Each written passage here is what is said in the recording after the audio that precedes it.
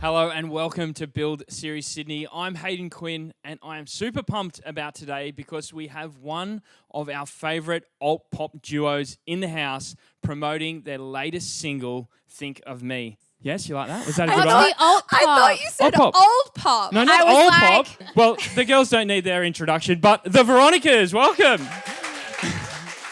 And if... You got a genuine reaction right then where I heard you say alt pop, which I wanted to hail you for and was very excited. And Lisa thought you said old pop, so she gave you an awful reaction. I'll take both. Yeah.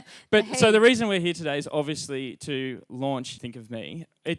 I had it cranking in the car on the way from the airport to the studio. It's unreal. Thank you. Thank you so much. Yeah, we're super proud. We've written this album in like a 7-month period. We started around August last year, and this was the second song that we wrote for the album, and it's the first single. So yeah, it feels really good to have it out. Oh, it's great. And I think it takes, obviously, we all know and love the Veronicas as Australians. I have memories growing up. You know, I'm about the same age as you two. And it brings back... So like 21, we love that. Yeah, exactly, 21. But all your tracks, they evoke all these incredible memories and people have a connection because it's so relatable. And I guess this track is very similar as well in the way it's written and those sort of feelings that it evokes.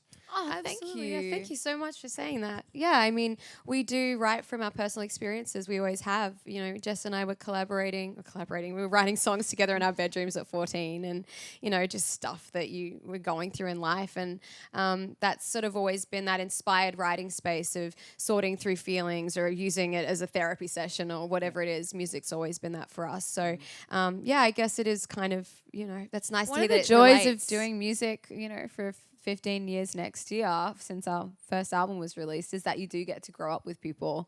And, you know, for us, music was always the way that we would deal with feelings and emotions or to sort of timestamp a time in your life. And to be that for so many people now is kind of crazy. It's weird that people are like, oh my gosh, I remember where I was the first time I heard Forever or Untouched. Yeah, it's like our band's sort of sitting in this interesting space after 15 years of like, we're so nostalgic to a lot of people, yet we're still releasing sort of new music. Yeah, a lot of kids are learning about us for the first time too, which is like kind of a wild experience. Yeah.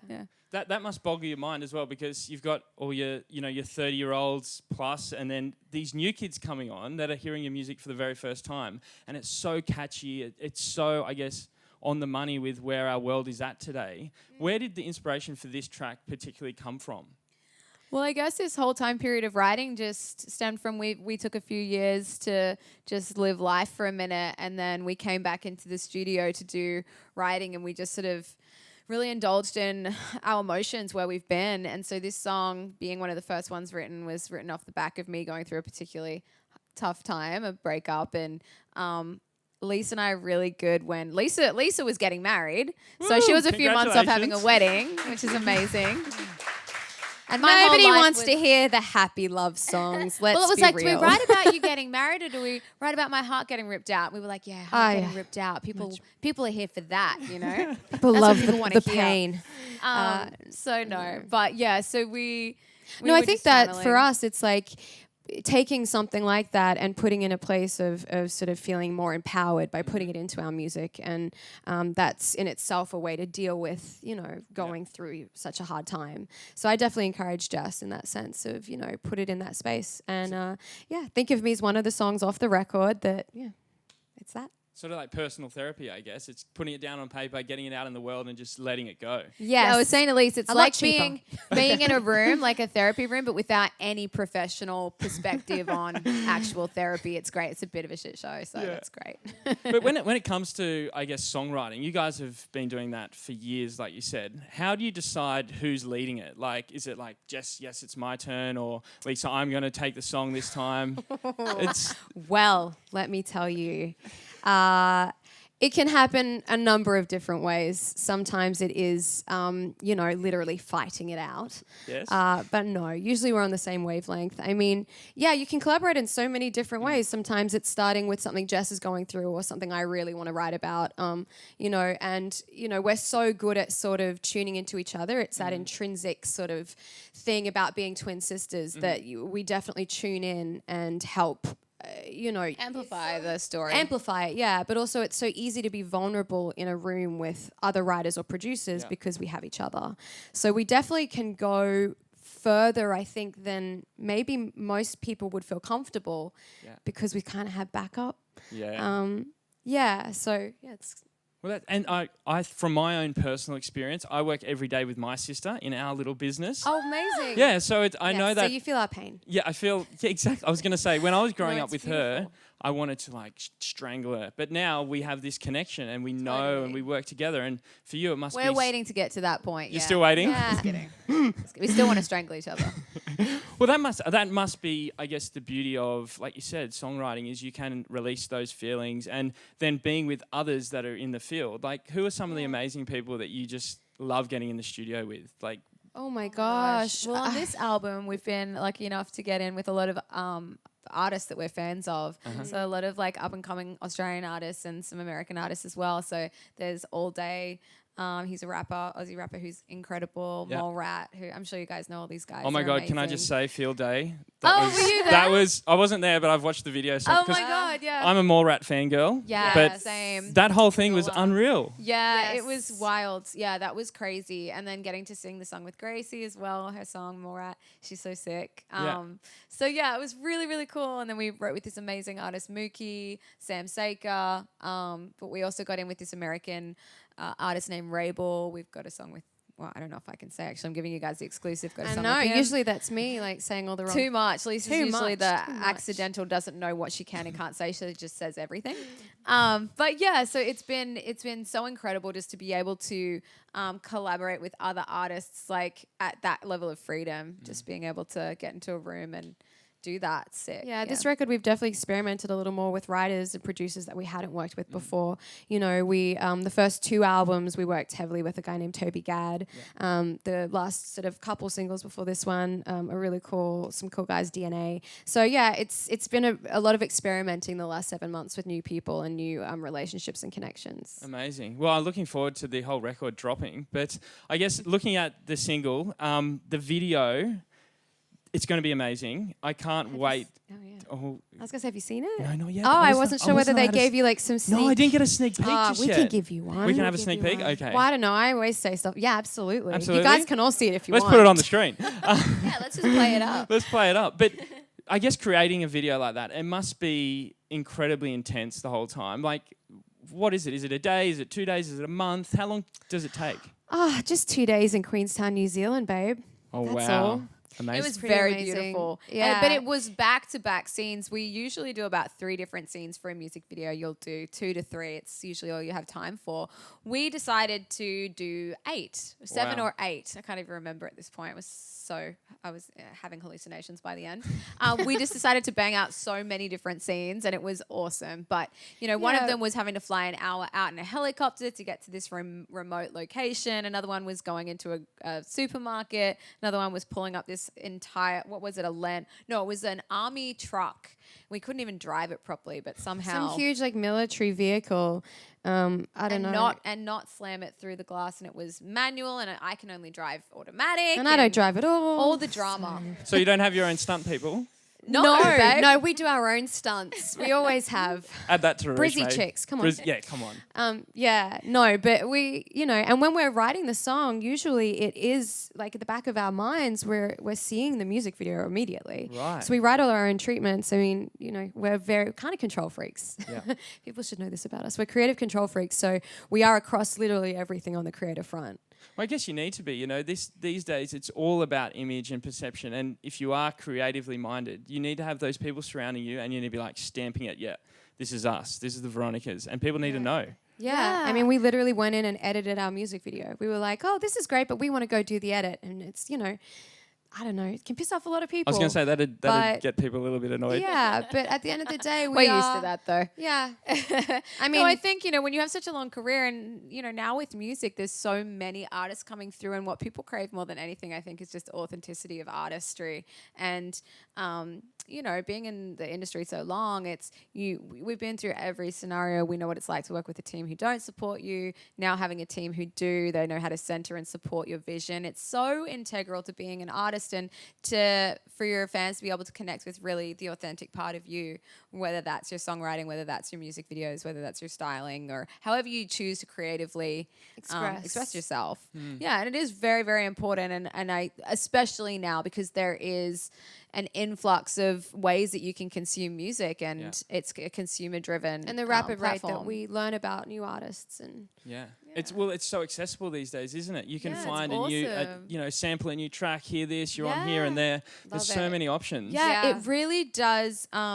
It really is a time right now for creativity at its finest, but it's also creativity and get it out, because it's rapid, and we're living in a time when we're used to consuming what's next, what is next. So when you have an idea, it used to be that you would sit on it for however long, but now artists can release things just right as they make them, and that's so cool. We love that as consumers. Like, we're huge fans of music, huge fans of new artists and stuff. So to live in a time to create music and listen to music at that rate is everything. And we mentioned some awesome Aussie acts earlier, but who are you listening to right now? Like, who's on your playlist? Oh my gosh. I'm always on Morat's EP. Yeah. All Day's new single, but his last record as well. We listen to the people that we collaborate with a lot. Sam Seika just released a new song, which is awesome. Mookie. Awesome. I mean, I love Blackpink. I don't know if you guys are into K-pop, but Blackpink are awesome. I don't know. I listen to a lot of classic kind of blues and roots and stuff like that. Grunge too. Yeah, we have quite an eclectic, taste in music. Growing up, we listened to a lot of rock and roll. So Skyhooks, Rose Tattoo. Yeah. And then, Katie Lang was being played in our house. But, I've been getting into making a lot of pasta. I have a Dean Martin playlist. Pasta playlist. I like it. Yeah, I have a pasta playlist. I like it. But Leon Redbones, I don't know if you guys have ever heard of him. I mean, I love like classic Muddy grunge Waters. stuff. So like Hole, L7, Babes in Toyland, all the Right Girl stuff. Big fan. But we're super getting into making our playlists and things like that. So no. you can go check those out. We're always putting up new artists for that too. Yeah, well, and I guess one of the big things you get to see as well, you obviously have all these incredible Australian connections, but you spend so much time in LA and in the US. Right. How do you see that difference between like that LA scene and what's happening here in Australia?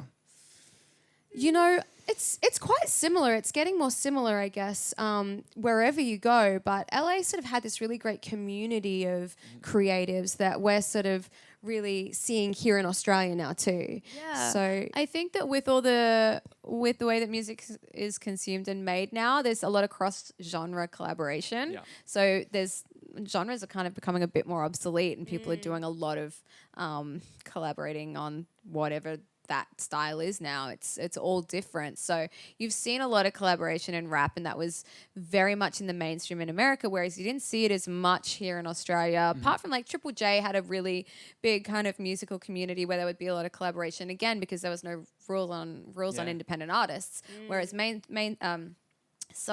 commercial artists had a lot of rules with record companies and things you like couldn't that. really collaborate with an artist that wasn't on the same label, things like that. Whereas now because that's really changed, and it's a big free for all. People can be more creative and more collaborative. So there was that difference, but it's becoming more and more similar. Yeah. But obviously, LA is a hub for creatives. You go over there, and it's like everyone's on the same time schedule, and you can get in at any time of the night with anybody, and it's really fun.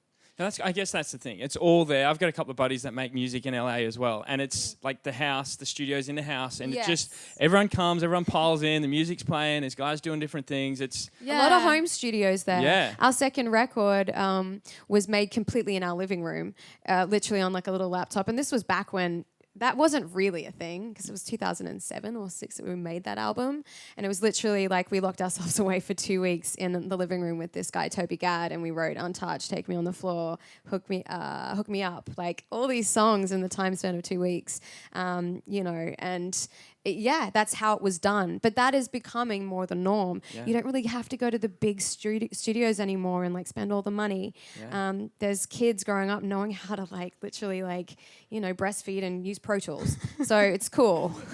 Multitasking. Yeah. Love that. Yeah. It's all about that multitask. Now, Lisa, we talked about sort of the angst and sad stories. I want to talk about happy stories. I've been on your Instagram and I've seen your garden. Yes. Oh my God. My urban garden and my chickens. It's amazing. Thank you so much. Yeah. I get super into the self-sustainable lifestyle since meeting my husband 5 years ago. And it was a really beautiful way for me to kind of disconnect from, the hectic lifestyle of traveling and flying and time zones and, so many people you kind of have to give your energy to, and just kind of connecting to the earth. And my husband's a bit of a sort of nature spirit. So, we have chickens and a veggie garden, and we make, the majority of our own food is all grown on site. So it's pretty cool. Amazing. I guess there's nothing better than like digging into the earth with your hands, getting dirty, shoes off. Totally. It's amazing. Oh, it humbles me. Absolutely. I can be a bit of a She diva needs over some here. humbling, let me tell you. I'm just kidding. No, it's a beautiful lifestyle, and it's it definitely helps keep me centered in sort of the craziness of what our industry can be. Yeah, I can imagine even for both of you, for you and your husband, it must be just perfect to chill out and just reconnect and be together. Do you get around for a pasta night? Oh yeah, babe. I go around for my kale salads and my Swiss chard maple syrup something or other, and they do actually wonderful little dinner parties and stuff like that often. So and even when they're not, I'll sneak into their backyard and just fill a bag with all the veggies and stuff. Steal all their veggies. They tell me I can. They're like, I'll just go fill it with all the different like citruses and stuff, and they tell me I can just go back there and get whatever Anytime. I want. So I do. All are welcome. It's all open. Just bring a basket and chop away. And your husband is a triplet as well. He is a triplet. Yeah, which is insane. Like, what are the chances? Think identical twins are a thing. Like, triplets are a whole other thing. But they're not identical. No, they're fraternal. Yeah, so, right. Yeah, it is a different kind of dynamic. But just everyone pray for me if I have babies that Well, doesn't it skip? Doesn't it skip a generation or something? I think I'm Fingers in the clear. crossed. Well, see, identical twins are a freak of nature, so that's not something that can be like. It's not It's not in hereditary. the family line. Right. And then Fraternal twins fraternals is. are. Oh, right. Okay, Yes. I see. See, I didn't know these things. I'm Yeah. just a guy with two sisters. Poor me. Oh, lucky you. Poor me. Oh my gosh. When you look at, I guess, your life and how you said 15 years this year, which is an amazing career in anything, but to still be able to do what you love and create amazing music must just feel really special. Yeah, it's actually unbelievable when we sort of really step back and think about it, because so often you can kind of get consumed in like kind of looking forward to the future and what's next. But when we do kind of take a step back and look at what where we've been, it's incredible. We're still going and we haven't killed each other. One, The most incredible fact. that above is the all most is incredible. But two, that we still get to do this and call this a job. Yeah, true. It's incredibly humbling, and we feel very blessed. And what, over those last 15 years, you've grown up basically through probably the hardest time of anyone's life, in front of the camera, with a microphone in your hand, people screaming. What are some of the most memorable moments that you just hold so dearly? Oh my God. I think definitely your first tours, hearing your song on the radio for the first time, milestones like that you remember forever. Winning an aria. Yeah, winning an aria, and just even all of that, and then even being written about in the tabloids for the first time and not knowing what that is, and all of those moments when you've had enough distance from it, it's all quite fascinating and almost weird to think about. Really? Yeah, it is. But the milestones, are incredible. Yeah. I mean, we got to perform with Tina Arena at the Arias a few years ago. That was an iconic moment. Getting for us. to meet our idols in that sense and actually be creatively, collaborating with them on any level is definitely the highlight. I mean, some of the amazing artists we've worked with over the years, like Billy Corgan, Tina. I don't even know, who else has been. I mean, it's crazy. It's a dream come true every day. And honestly, even when we hear the song on the radio now, 27 singles in or whatever it is, it still feels like the first time. And we still think no one's going to like it, and we still get anxiety. And I was going to say, is the self-doubt still there? Yeah. Well, we get nervous before every nervous, show. Yeah, excited but nervous as well. Not no one's really not. But it's because we care. I mean, we're doing this because 15 years later, you have to be doing it because you still love it. Yeah. There's no other reason, honestly. Yeah. So Yeah, we still love it and it still feels new. Because there certainly is that flip side of like living life in the camera. There's all these amazing things, but there's so much stuff that people don't realize, they don't see. You've got a life that you need to live. You know, you need to be able to go to the grocery store and not be harassed and, you know, no selfies. It must be hard sometimes. I have only just this year, it's going to bring a big moment for me. I've only just learnt to say no to photos sometimes now. Only sometimes? Yeah. I cringe every time. I get so embarrassed when she does I'm it, but sorry. she's so sweet. It's only if I go, like, only now at this point, I'll be like, okay, today is my day off. And so I get to say no. Because otherwise you feel like you don't ever want to let people down. But I'm like, when you're at the grocery store and you're in your fluffy slippers and you're not thinking about the fact that you have a song on the radio because it's been a minute. And it's like literally every person in the grocery store is staring at you. And we're like, oh my God. Is it the slippers this is or so is a it? thing? Yeah, we're like, the slippers are cute. We think it's because we're on the radio, but really it's just the ugly slippers we have on. They're like, wow, these chicks rocked up in their pajamas. How disrespectful. I think that's fair enough. If it's your day, if you're just doing your thing, like you can be like, oh, sorry, I'm just, you know, it's my moment. Healthy boundaries is something that, we've just learnt about. Yes, saying no to some things is sort of to honour yourself in that space, and that's an okay thing to do. But, you know, as long as people are respectful and all that, we have all the time in the world. 100%. Yeah, and luckily we've always had that. Well, because even like, again, looking online, you look at some, like Untouched, for example, the tweets and the like amazing things that people write on there about that changing their life, and this is the only song that was ever written, and you know, it's just, it's awesome. I said to Lisa the other day, I was like, if you're ever having a really bad self-esteem day, just go on Twitter, write in the Veronicas Untouched, and just go for gold for a couple of hours, and you'll feel a lot better. You guys should do it. After. It's very uplifting. Like I felt good. Sweet. You know, via you. Well, I mean, it's that's amazing, the ultimate compliment, you know, when your songs can stand the test of time and they have that sort of timeless thing about them. I mean, we released Untouched 12 years ago, you know, and for it to be sort of making this resurgence and everyone's chatting about it, I mean, that's so cool and so sweet. And that song was our baby. Like, our first album was, you know, such an incredible experience. We got to work with Max Martin, Billy Steinberg, some of the most proficient songwriters in the world. For our first album, it was amazing. But then the second album was Lisa and I going rogue with a guy who was new at the time, Toby Gad, who's now, you know, gone on to work with Beyonce and Fergie and all these iconic songs. But at the time, he was just getting into producing and songwriting as well. So it was just the three of us in our lounge room. And for that to be the thing that stands out to people as the identity of the Veronicas that was really our baby is like the biggest compliment. Like it's even hard to believe and fathom just how much that's stuck with people. It's awesome. Yeah. And I think when you think about that, I wanted to ask about that writing process. You talked about sitting around in the lounge room. Is it something that's like got strategy behind it? Or do you just like, maybe you're here and you're like, oh shit, I just had a thought, and you write it down on the back of a napkin or an envelope? Or is it like, we're going to sit down today, Lisa, and we're going to like rip into this? Both. All of the above. Like that, it can happen all those different ways, whatever's sort of inspiring you in that moment. So Untouched is actually one of those weird experiences where the entire thing's on YouTube. You can go look at the writing session. Toby Gad at the time, which was kind of not really done, he filmed the whole thing. So, I mean, it's literally us. We're there in our tracksuit pants. As all hell. Tracksuit pants. I mean, makeup from the night before. Just every second is basically me reaching for the snack bowl on the fucking thing. And it's embarrassing. But you can go see it, and it literally is just, you know, we started with this sort of track and we just started we had musical ideas, and we were like, we just feel like the verse needs to be a bunch of words, and we just started writing it. Literally, it was just syllables. We just sat there and tapped out all the syllables how we wanted it to be, and then we just sat there and wrote words for the syllables. It's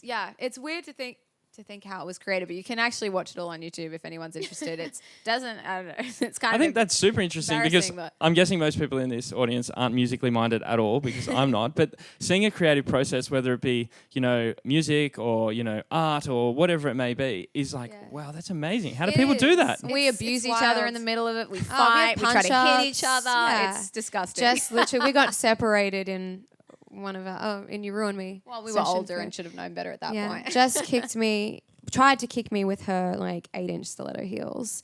We got dragged apart. Failed. But I mean, whenever we're fighting, which is why she's still here. Brutal. We are brutal. We're little, so we can get away with it. People think maybe it's cute, but it's not. It's not. It's not. It's Therapy disgusting. has taught us it's not cute or entertaining. But, you know, You Ruined Me was written, you know, on the other side of it, it was literally not really meant to be heard by anyone other than, like, I wrote it for an ex-boyfriend that I wasn't talking to. And I actually just wanted to send it to him via email and be like, huh, kind of thing. And then it's one of those songs that got picked up and it was like, you know, a single before I knew it. And I was like, wow, oh my God, I should really think before I write. You know, but it's cool. Well, and one of the things I know both of you are quite, you've got this activist voice about both of you. Is there any of that going to come through in the new record at all, like through the songs, or? Absolutely, and we're Yeah. constantly writing, Yeah. and I love that so much. I mean, I'm trying to think the songs that we're putting on this album. Well, the cool thing is on one of our previous records, we're big supporters of Sea Shepherd, who's a marine wildlife conservation society, and they actually did a music video on one of their ships for one of our songs. Like they did this whole thing. So, you know, our music has connected with, you know, all sorts of different cool organizations and fans and people from all around the world. And when we saw that, we were like blown away and you know, really delve deeper into what Sea Shepherd is. And yeah, so I mean, the music. we were We did wave the Sea we Shepherd were ambassadors flag, for them first. That's Yes, why. And that's then right. And then they ended up But making then a like video. True's Russell Brand's like, you know, podcast and his beautiful voice, we like want to, you know, just stand behind and get behind the things we're passionate about. And, you know, if we can use our musical platform to, you know, really highlight what those are and get people to pay attention, that's, you know, that's cool. We love that. Yeah, and we're lucky to live in a world today where your voice can so easily be heard, whether you're the Veronicas or just a normal person. If you've got a phone or a website or a blog, People power is so effective and so important, and that's the thing. Like, to be able to involve yourself in things that you're passionate about at a grassroots level is one of the most important things to learn, and something that we encourage in young people specifically, because I think so many people want to be able to express themselves and make a difference, and they don't really know how. And it's like at a grassroots level, like, it is effective, and no matter what that is for us, like, we go to as many rallies as we can for LGBT rights and you know, environmental rights, and anything like that you really care about. There's always stuff going on in communities. Anyone can do it. Anyone can go and do that. So that's what we really encourage. Yeah, people to have a voice. That's it. That's what it's all about. Speaking of having a voice, our audience has spoken. I have the audience questions in my hand, so should we rip? Cool. Yeah, should we rip into a couple of those? So they've got their phone and they like tweet it through to my how cute. my little thing here. Is it anonymous or can we know who's... Well, Can we see a hand when the question's read? I told them not to do anonymous, but most of these are anonymous. Come on, guys. Okay. That means they might be naughty. They might be naughty. This one is not so naughty. From the room, are there any cities around the world that you draw inspiration from to make music? You know what? The Absolutely. weather of cities will have a direct effect on what we're writing. So when we went to Sweden, it was snowing. We wrote a lot of ballads, which was amazing. We went to LA. It was summertime. California. Wrote more upbeat songs. It sounds very cliche, but it works really effectively like that. Next one. This is I think we'll get this one out. This is again from Anonymous. What do you find most annoying about one another, and like what's a pet peeve that someone might have that you don't like? It's so such an interesting question, because it's almost like the thing that you find the most annoying is also the thing that you might love about them the most. Just like in any relationship. Yeah, I mean, this is like a marriage, truly. It's such an interesting relationship and karma that we've come in with each other to sort this out. But I don't know, what's the most annoying thing about me? Know-it-all behavior. Ooh. Don't love it. Not here for it. But I know that I exhibit the exact same behavior. So, like, it's like looking into a mirror being like, oh, I hate that about you. I hate that about me. Totally. And vice versa? She doesn't like it when I talk over her. Ooh. When Jess takes a breath, it's a really nice day. I think you've talked more than me this interview. We're gonna get our managers later to like tally up the minutes of talking just to see who. No, I think you're in the lead with the talking today. Am I? Yeah, Me? 100%. Even she rolled her eyes at me before. Lisa Nobody was- else would have caught this, but she actually rolled her eyes at me before because I sort of stepped forward to answer a question and she went. My turn. And I thought to myself, you have definitely got the ratio in the positive of the anyway Yeah, definitely. for this interview. Most minutes to Lisa. Jess, you're coming very close behind. Yeah, Me, I'll take the not next so 3 much. questions, babe. Next 3 questions. I've got a good one. Well, again, this is anonymous, so I don't know. Put your hand up if you were the person that asked this question. What's the craziest thing you've seen at an awards after party? Ooh, Who's wow, that from? what a Come great on. question. Yeah, Hi, back in the middle. There we go. babe. In our 15-year career, we've never been asked that, but we love to tell all the secrets. So I'm glad you did. Throw to me. Can I just say, Throw to me. Jess has the best stories. I don't know. I sort of feel like I was a bit hectic, but I was really sneaky about it. Jesse's the one that, somehow got herself in all the papers. So I feel like you got I some had good some stuff. of the craziest stories, but honestly, it's like a code of silence where you can't really tell. Let me think of something good for you though, if I don't mention names. Yeah, just no names and we're sweet, I reckon.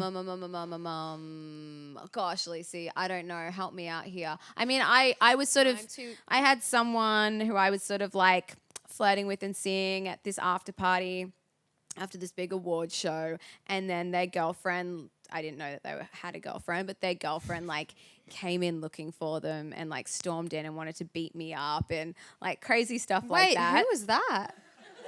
I don't know if I've ever heard this story. Yeah, and I had to hide on the balcony, and my manager had to hold the door so that this girl couldn't come and like find me. And I'm like, I didn't even know that this person had a girlfriend. I don't know why I'm being targeted. Anyway, that's Let the me kind of just crazy say stuff this. that Let me goes say down. this.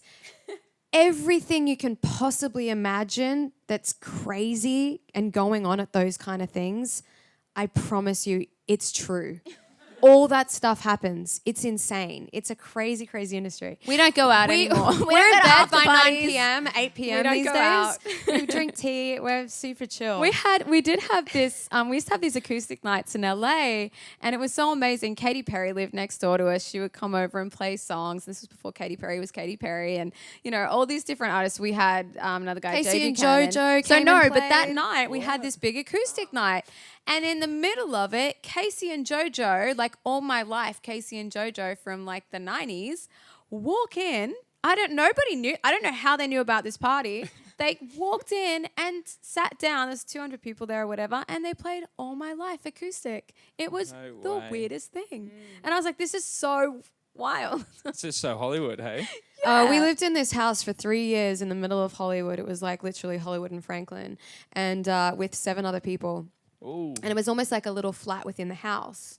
And, they were like our family over there. But we were 19 years old. We just signed the biggest record deal, like, of all time to Warner Brothers. No parents. And we went crazy.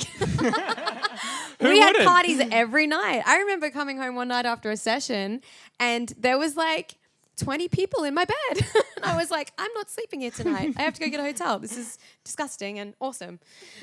So yeah, no, it was. We crazy, went from the crazy suburbs, years. north side of Brisbane, living with our parents, to that. It was quite a shock. That would have been a great shock. Oh Yeah. my gosh. Because I was going Yeah. to say, when you first walked onto that scene, there must have been some like, oh my God moments where your eyes had just gone, woof. Yeah. That's insane. Yes. Insane. Just We yes. won't say too much. Just yes. I got some really embarrassing like tour bus stories, but I think that's for another day. Okay, so we've got one last question. This one's from Daddy D. Oh, Daddy D. Where's Daddy D? Where's at? Daddy D? Daddy There D. we go. Daddy D in the house. So Daddy D asks, 15 years ago when you started out, people bought CDs. iTunes had just started. There was no Spotify. Now we skipped to 2019. Do you still craft on an album, or has that art been lost? I don't think that the album art has been. Great question, Daddy D. Yeah, Daddy D. I don't think the album has been lost. I think that it is maybe a slightly different approach, just in that there is a lot more music available. So you have to really I think artists we're more can create a song world. focused now. So Yeah, we're more it is song focused. But I think if an artist can create a world, it's more that you have to be really conscious of what experience you're giving to the listener. And it would be like that when you're creating albums, but there was a smaller amount of, I don't want to say competition, but there was a smaller amount of it out there. And I think that if you can be really authentic to what you're doing, I mean, like, what are they saying? I think stats are showing that vinyl is up on the uprise of selling and everything else is on the down. So I think people still crave that tangible experience, but people are sort of translating it to other things now. Like you see Billie Eilish do it in these like little fan experiences and still creating something tangible for people to immerse themselves in. It's just not in the format of a CD anymore. And I think it's still really important, and we definitely still craft our selves and our music through that understanding. Good answer. Good question. Thank you very much. Great question. Yeah, great question. Great name. I think those boots may have inspired that name. You Well, there we go. can, honey, you Daddy can try D them wants on to if borrow. you like. Now, one last question for me, a very obvious one. What's next? Obviously, the single's out now. The album's on its way. What can we expect? So we're heading to America for some Pride shows over there, which is really exciting. And then we're also coming back here to do a tour once the album is released, which we can't wait. It's been a minute since we've got to tour home. So we're very excited for that. And then we've got Europe and stuff like that. But we're doing a few sneaky little like pop-up shows with some of our friends and some fan experiences and stuff as well. But obviously the album this year and a tour with that is sort of our main focus for Australia. And where should people watch for those sneaky little pop-ups? Online? Instagram, Yeah. Twitter? Yeah, Yes. our Instagram and our Twitter and Facebook, we kind of let you guys know before they happen. So definitely keep an eye out. Amazing, amazing. Well, thank you very much to our amazing audience. Yay. Thank Yes, you thank you, to guys. the Thanks for Veronicas. coming A out. massive round of applause for the ladies. Thank you so much. Thank you. Thank you, babe.